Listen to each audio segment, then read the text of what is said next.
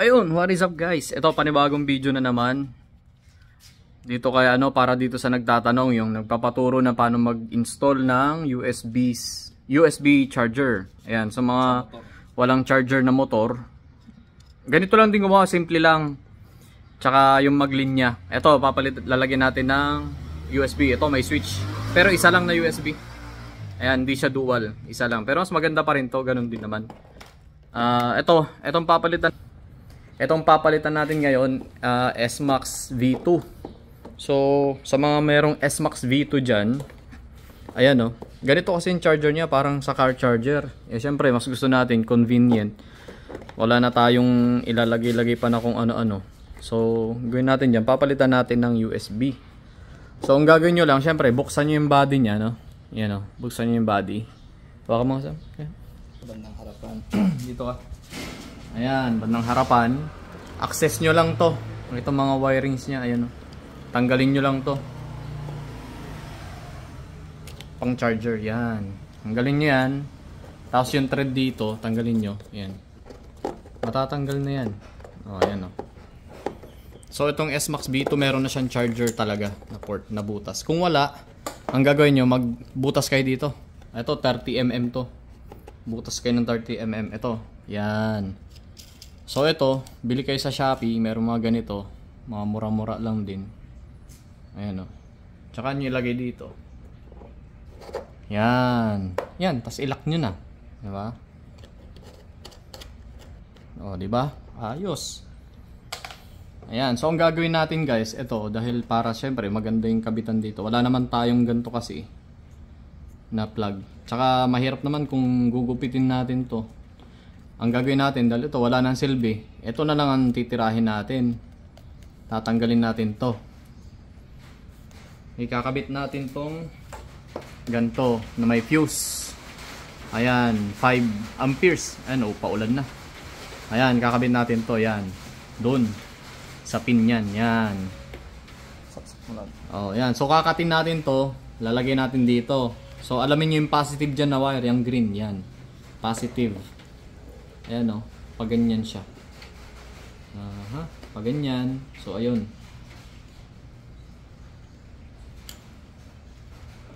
Mali.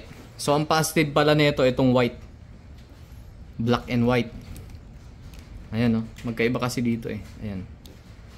So black and white yung positive, tsaka yung green ay yung negative. Kasi negative to, itong green. Yan. Itong brown, positive yan. So dyan natin ilalagay yung positive. So gugupitin natin to. Ito na, gugupitin na natin. Pagdudugtungin natin to 3, 2, 1. Ayan. Ayan, na-convert na natin. Ayan gumawa tayo ng ganyan Diba? Ito. Negative at saka positive. So ikabit na natin, tapos testingin natin. Ayan, napin nyo lang yung negative at positive dito. So ito yung negative. Lagay nyo dito. Ayan. Makikita nyo naman dyan yung positive at negative. Ayan. Salpak. Tapos kabit natin, tapos testingin natin. Ayan. Testingin natin. Video mo dito. Ayan, sinitch na natin. Ayan, wala pa. Naka-off yan, di ba? Off. Pandarin natin yung motor. Ayan, tapos on. Ayan na, may voltahe. Kita niyo yung voltahe. Ayan, ngayon testingin natin sa cellphone. Testingin natin dito sa cellphone